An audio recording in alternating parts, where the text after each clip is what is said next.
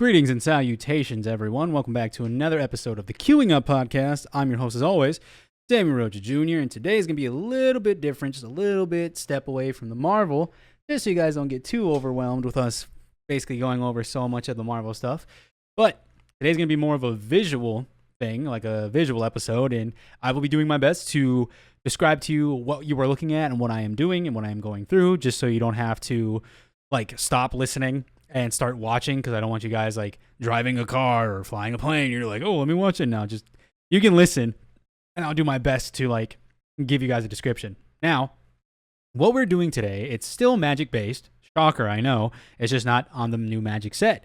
Now, what I'm going to do is I'm going to take the 5 base colors of Magic. I'm not including colorless because colorless does not have a color, but it's the 5 main colors. Then it is the 10 dual colors. I'll be doing those today, and I'll be ranking them, but not normally. So normally on a ranking list, you have S, A, B, C, D, F, right? You have 6 different things to go through. On this one, we have 5.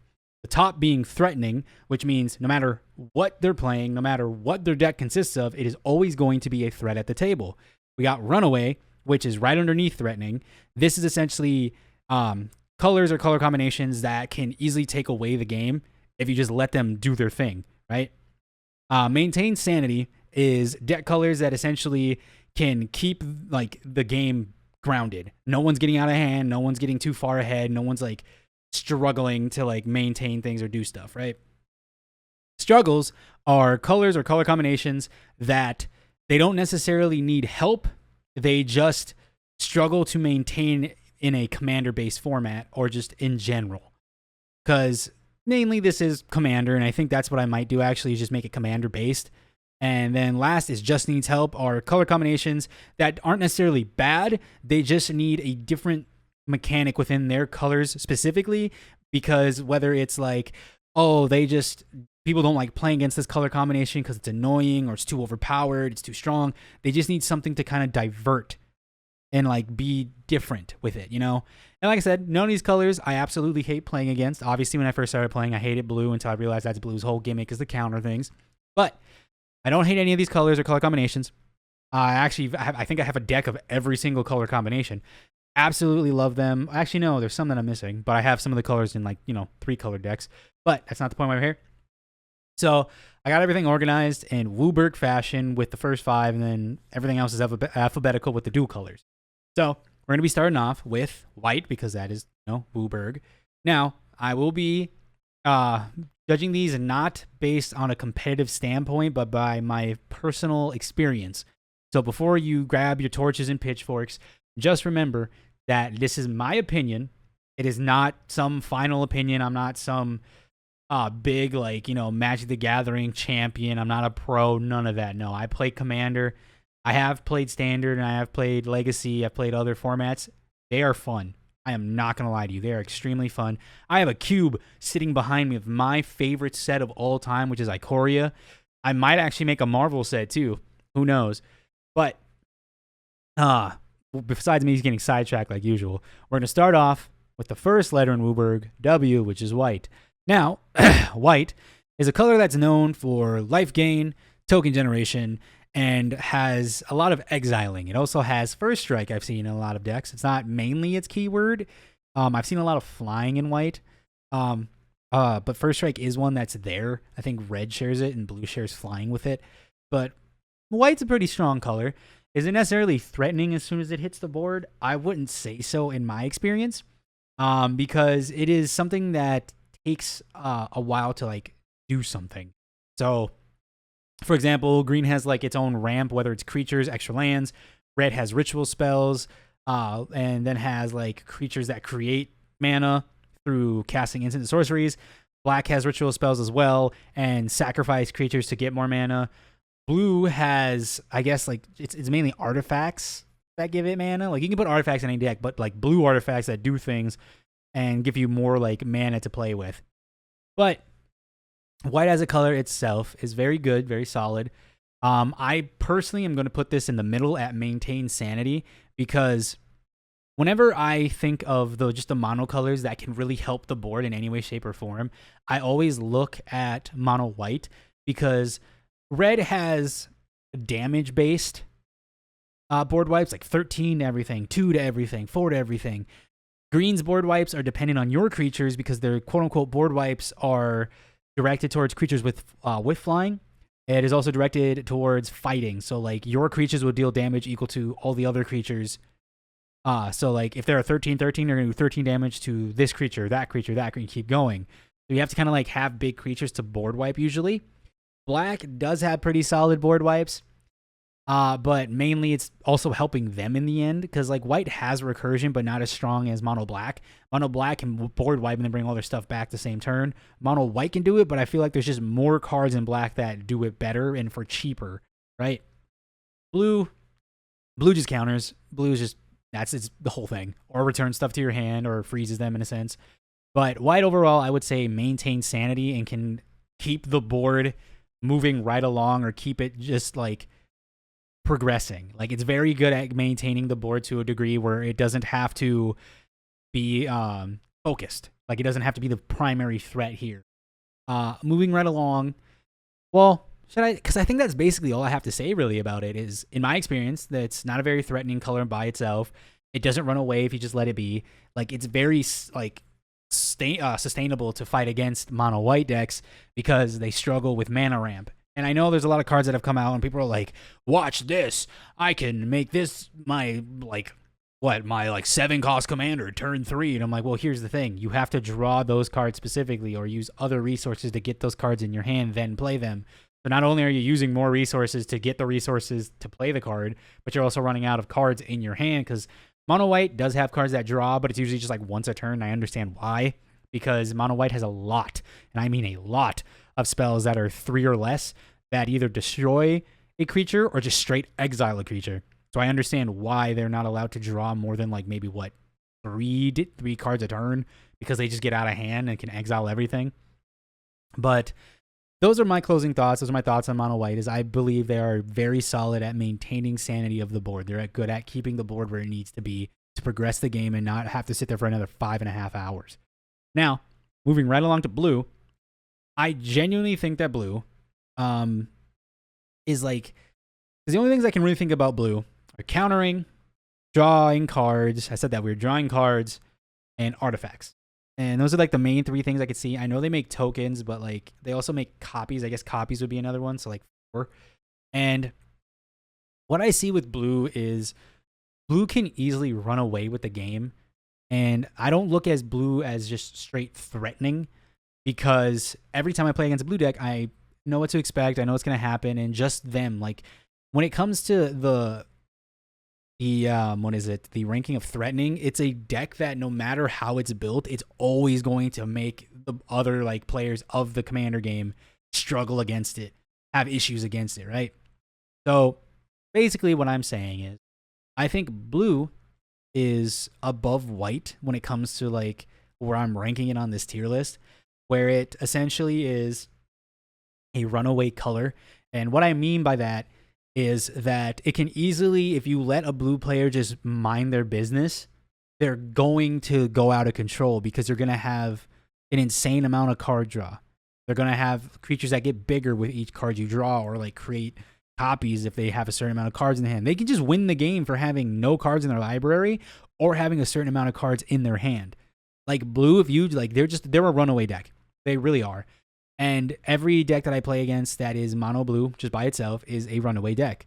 It is going to be something that you have to keep your eye on because they don't use their life as a resource. They use their own like hand, like they manipulate their hand, their library, their creatures, your creatures. Like they just are so good at doing stuff.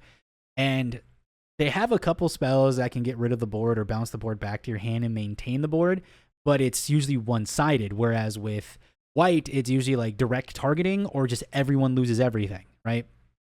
And when it comes to blue, like I said, it very much just, it's a runaway deck. If you let them sit there, they're going to pop off without really any like help necessary besides you guys just leaving them alone. Like that's the one stipulation. It's a very fun deck. I have a mono blue, funny enough, mono blue artifact deck that draws a lot of cards. It's a very fun deck. And no, it's not Urza, it's Drafna. Very fun. I enjoy it very much. I I always tell people, if you like, you hate having yourself countered. I understand that's annoying, but I love playing against blue decks because it forces me to play my hand differently. So instead of just being like, put down the big creature, no, I now have to play that big creature either after losing, after losing a card to the counter, or I can use that big creature as like a threat. Like, oh, if you let this hit the board, I'm gonna run straight over you. The guy's like, do I want to counter that? Do I want to bounce back to your hand, get rid of it altogether? What do I want to do, right? And I think blue is really good at that, at forcing me to play differently. And that's what I like about card games, video games, and such like stuff like that. Is they challenge my way of thinking to the point where I have to play differently altogether, and I thoroughly enjoy it. Very much enjoy playing against it. But yes, I'm gonna finalize my thoughts with blue as a runaway deck. Now, moving right along to mono black, I'm gonna just put this right up at threatening. Any mono black commander is going to be a menace to the table. And I'm not saying you got to direct your attention to them, get them out of the game first. No, you just have to pay attention to them.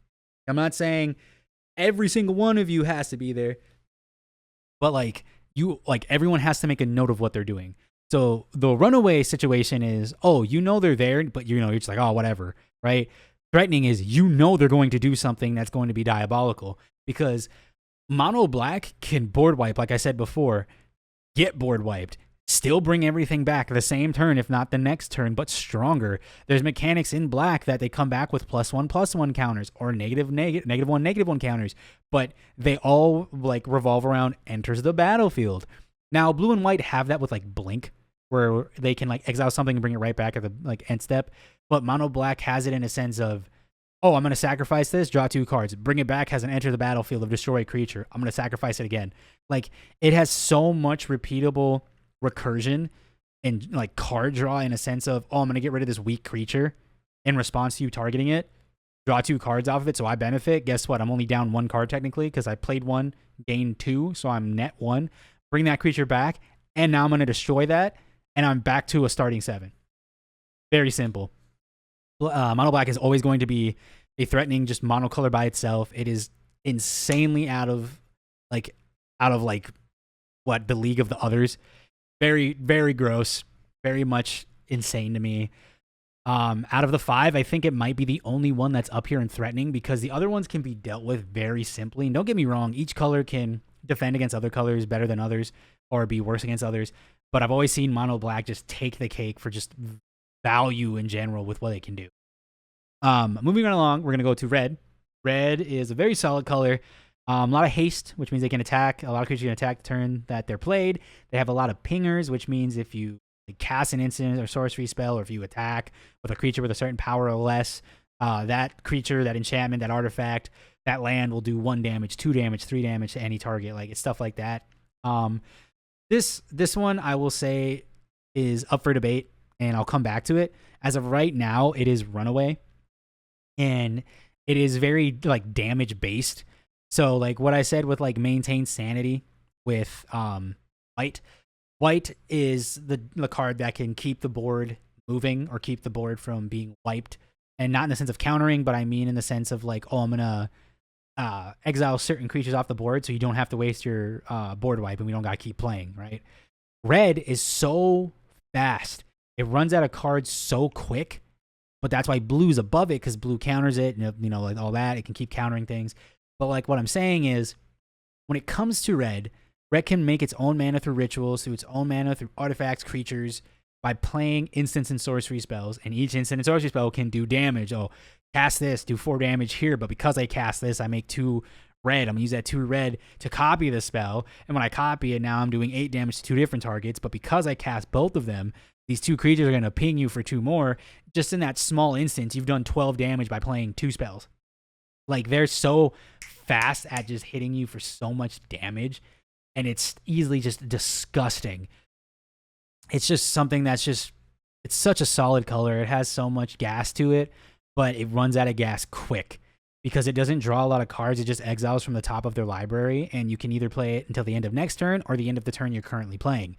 So it's a very like gambling heavy deck, which is funny because they have a card called Gamble where you have to kind of be like, oh, let's see what the top card is. Oh, I can only play 1 land per turn. Oh, I could play 2 lands per turn, but something else happens if I do that, right? So I think I'm comfortable with putting it at Runaway because it's a very burn-heavy deck. It does a lot of damage very quick, but it is not threatening in the sense of they're going to run out of stuff, or in the sense of they have so much stuff to get back. They have so much resources. They have so much manipulation, because black can even use its own life to cast spells, return things from the graveyard, draw more cards. Like, that's why I think mono black by itself is so solid as a color. It is so disgusting as a color. But yes, red is in the Runaway because, like, much like blue, if you leave it alone, it's just gonna take off. It's just gonna be disgusting. Like, it could be just in 2 turns, if not 1 turn, it could do something.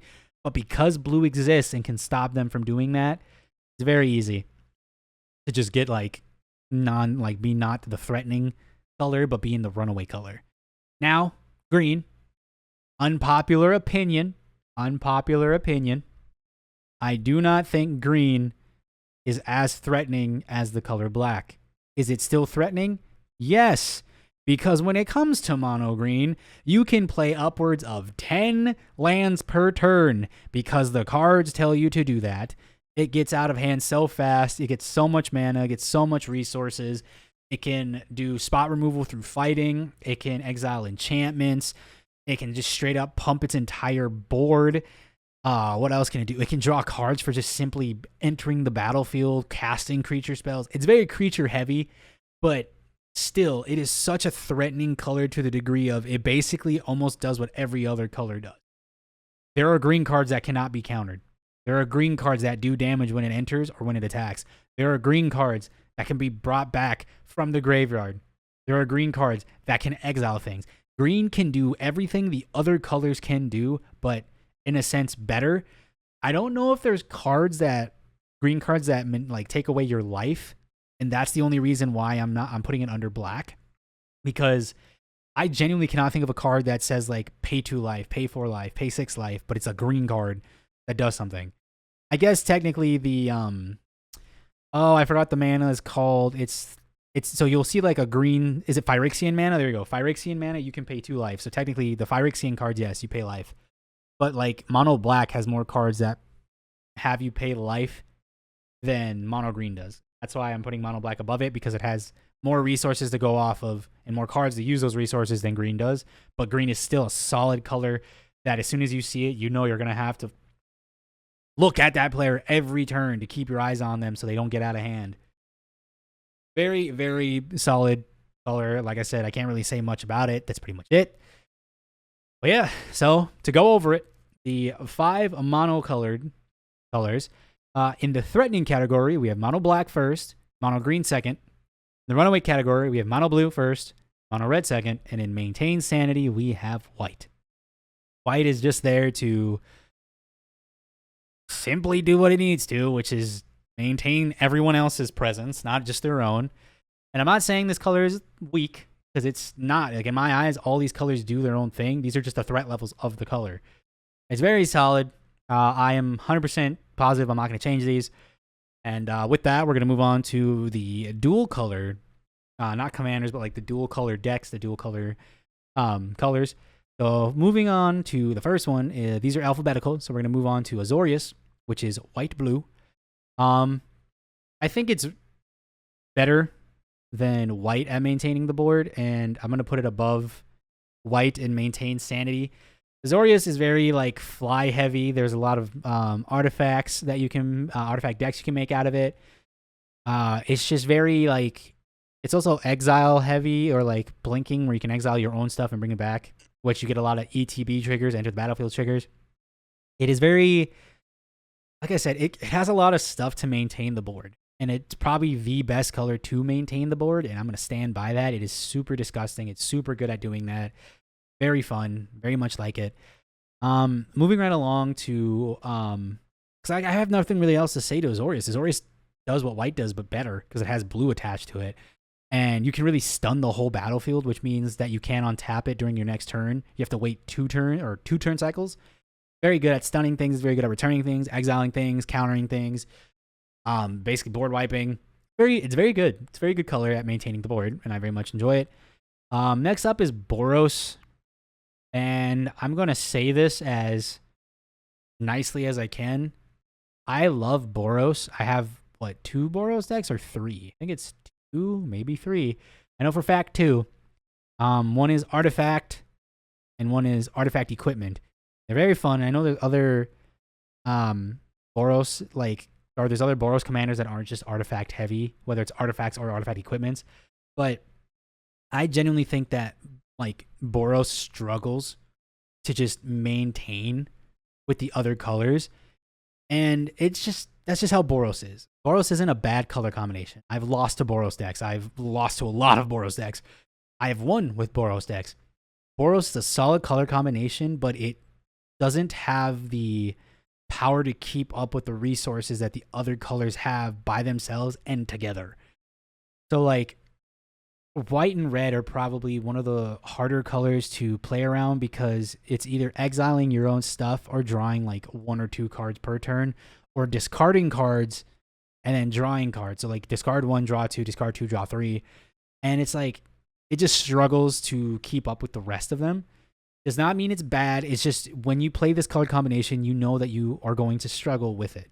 Now, some people have built decks and they have built decks that work perfectly. And it's solid, but I'm basically saying the color overall is just, it struggles to maintain, it struggles to run away with the game, and it struggles to be threatening. But at the same time, it's very good color. I very much enjoy it. Moving right along to a color combination that's just downright disgusting. I'm gonna say Gruul is easily, I would say above red, but below blue. It is, I'd put it above blue. It is the top of Runaway because Gruul is disgusting. Gruul is a lot of haste, small creatures that get buffed when you attack, or you play a Crater Hoof Behemoth, and now all your creatures are massive. They have haste, they attack, they can also ping. It's super gross. It has a lot of fight spells, which means your creature fights another creature, and they do damage equal to their power to each other. You can easily spot removal that. You can play a lot of board wipes, but because red is damage-based board wipes, and your creatures are usually higher than the damage that's going out, it's a one-sided board wipe. It's very gross, very, very gross color. Very much enjoy it. It's a deck that runs away super easy, super fast. Can't really say much about it besides that. That's pretty much it. They got big creatures that can get haste. They got small creatures that can get buffed up. The red and green color combination is very good at checking each other's weaknesses, which, like I said, green doesn't have a lot of spot removal, but red does, and it's damage based. Green doesn't have a lot of board wipes. Red does, but it's damage based. And like I said, you can easily buff up your creatures to get bigger. It's stupid. It's stupid good. It's stupid good. It has so much baked in value. I very much enjoy playing it. Very fun deck. I think I only have one Gruul deck, and it's all because of the mechanic of fighting. Love it to shreds. Love it. Moving right along, we're going to move on to Dimir. Dimir, if I am being 100% honest with you, Dimir is going to be higher than, I'll put it below mono black because it's above mono green and below mono black. The reason why it's below mono black is because I understand that when you put 2 colors together, it gets better. But here's the problem with that is you need specific land colors to play specific cards. The reason why blue-black Dimir is above green is because it plays into drawing a bunch of cards, and it's okay with losing cards because you can bring back stuff with the blue-black, right? And it's a very, very good color that is threatening right off rip because whether it's reanimation or mill, a lot of people hate mill, and it's a color combination that's just going to be disgusting. It's going to be gross. It's going to be absolutely nasty. I've seen people mill themselves out to win the game, mill me out, mill the whole table out. And basically what milling is putting cards from the top of your library into the graveyard or even discarding cards. Very, very disgusting color combination. Very annoying to play against, but once again, much like mono blue, I love playing against it because it forces me to play my hand and my deck differently. Moving right along, we have Golgari. Now, some of you might think Golgari is very threatening because it has black and green in it as a color combination. And you might be thinking, wow, this has to be up there as threatening or runaway. And in my experience, not really. Hot take here, Golgari is very good at maintaining the board. It's very solid maintaining the board. I truly believe that Golgari has some of the best removal in the game, and it's some of the most fair removal. So like, what is it? Assassin's Trophy, 2 mana, green, black, green, Golgari, destroy target permanent. I think it's destroy target creature. No, I think it's destroy target permanent. Either way, whichever one it is, destroy it. Guess what? Opponent gets to go find a basic land card. Another one. What is it? Death Sprout. It's 1. I think it's 1 black, green, green. 4. Destroy target permanent or target creature. I keep forgetting. And it says you get to go look for a basic land card. Like it has probably some of the best removal I've ever seen when it comes to just these color combinations. And the reason why it's at maintain sanity is because once again, you're losing a lot of cards once you add that extra color. You're losing a lot of basic lands that are just 1 color for 2 colors, dual lands, stuff like that. And you can obviously still add those big cards in, but Golgari is not below mono white, but it is below white blue because white blue I think is better at maintaining the board. But Golgari is so good at making sure the board is at a place where the game can keep going. It is so good at doing that. And like I said, the reason why it's not in Runaway is because it still takes time to build up, even with all the mana and stuff you're doing. It's not a threatening color because, like I said, every Golgari deck that I've played against, the commanders they play with and just the decks they build are not as threatening as just a mono black, mono green, or Dimir. Like, there's a lot of diversity when it comes to Golgari, and that's what I really like about it. It's very fun. It's very cool to play against, and it, like I said, maintains the board like crazy. Whether it's sacrificing your stuff, my stuff, everyone's stuff, it's just really good at doing that. Going right along to not Simic, this is It, which is blue-red. I'm going to be straight up honest. Blue-red is probably going to be number 1 for Runaway. The only reason it's not at threatening is because since red is part of it, it might be threatening actually. So mono red and Is It are going to be ones that I come back to at the end and kind of relook at. But as of right now, Is It is a Runaway deck. No, actually no. Is It is, I'm going to say, the top of threatening. Because every Is It deck that I have ever played casts so many spells in just 1 turn. It is outrageous. And you think green is bad playing multiple lands, multiple cards per turn, drawing cards. Blue-red can do what's called storming off, which you have to keep track of for storm count. What that means is there are cards that have a secondary effect. For example, there's a card that has Grape Shot, right? It's Grape Shot. It's 1. And it says Grape Shot deals 1 damage to any target. But it has a secondary ability called Storm, which you copy it for each other spell that you've played this turn. So if I played 5 spells in this 1 turn previous to playing Grape Shot, play it. Do 1 damage. Guess what? I'm going to do 5 more instances of Grape Shot because I have played 5 spells before it. It is so damning of a color. Like, it's as soon as you see Is It, you're like, we're going to have to, this dude's going to be a problem just by turn 4 probably, right? Moving right along to Orzhov. Orzhov is another color that's, I don't know, I feel mixed about it. Like, it's very good at maintaining the board. It's not very Runaway heavy, and it's not very threatening because it's really based around just gaining life. And because of that reason, I'm going to put it in Just Needs Help. And remember, Just Needs Help does not mean that the color combination is bad. It just means that it's stuck in one way of play, that there's not a lot of people doing other things with it. Now, there are other commanders that do other things than just life gain, but at the same time, it's like, I feel like it just needs a little bit of flair to it. Like, it needs a commander that does something that isn't in the niche of white and black. Not saying you need something like you needed to do blue-red colors or like you needed to do green. No, what I'm saying is it just needs to be in white, black that does something different. And I feel like they're going that route, especially with Secrets of Strixhaven. But like, I don't know. I feel like Orzhov is a really strong color, but it just needs help out of getting out of that slump of just life gain. Like, that's its biggest thing. Like, every time I play against an Orzhov deck, it's life gain. That's it. Like, don't get me wrong. It's not all based around life gain, but life gain is in every single deck. And like, I have an Orzhov deck. Very fun. And guess what it's around? Life gain.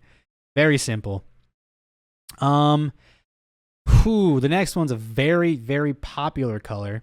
And I honestly think it is going to be the top of Runaway. If I can get it there, Jeezums. It's Rakdos, black-red.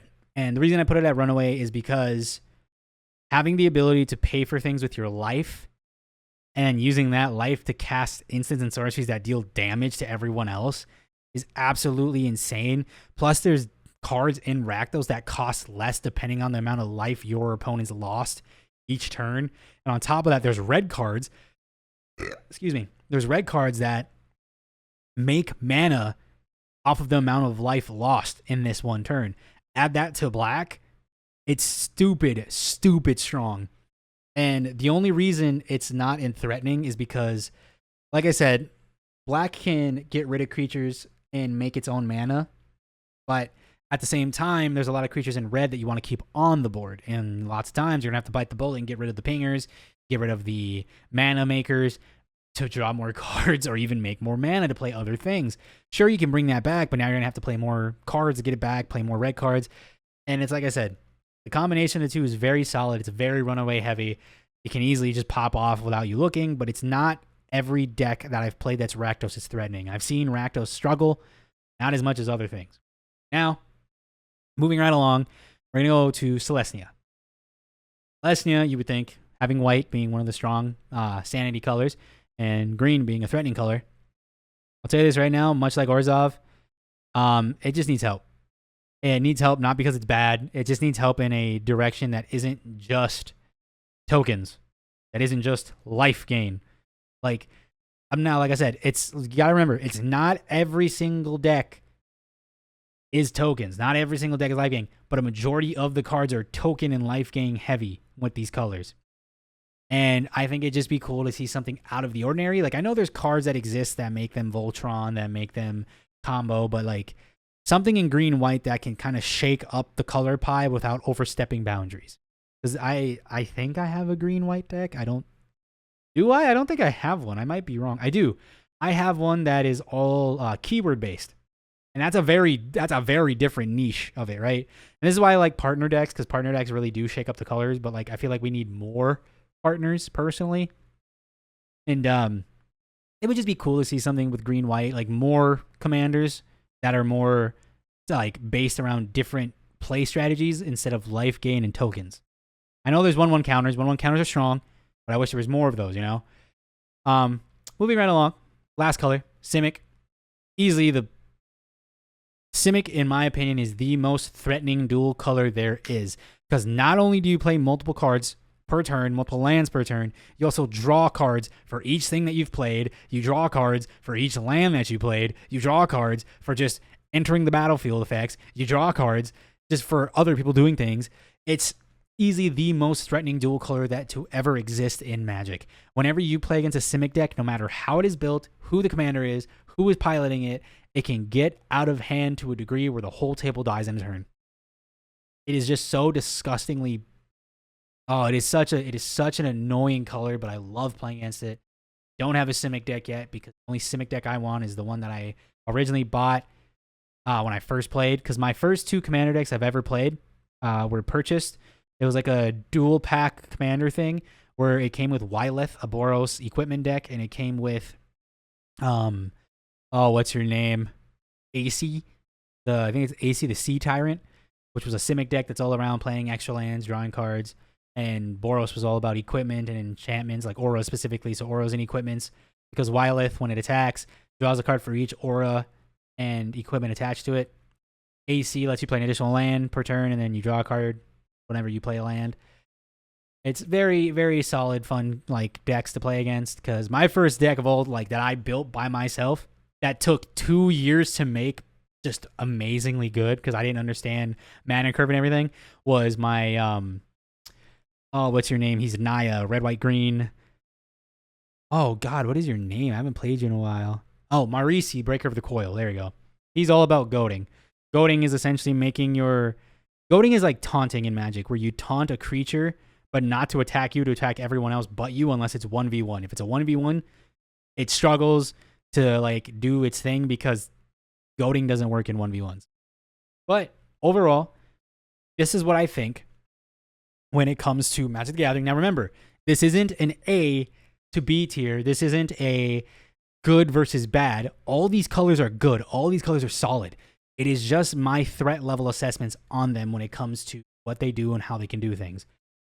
But overall, this is what I truly think is going to be my final thing. But because, yeah, I truly believe that red is the bottom of the runaway. Because, like I said, blue is just such a strong color to just. it just gets in the way of red. It really does. Overall, Celestia and Orzhov are strong colors. I would just love to see difference in the commanders that build that are there, like that stay within their colors, but push the boundaries of what you can make. And they're in the right track of doing that. They have been doing that.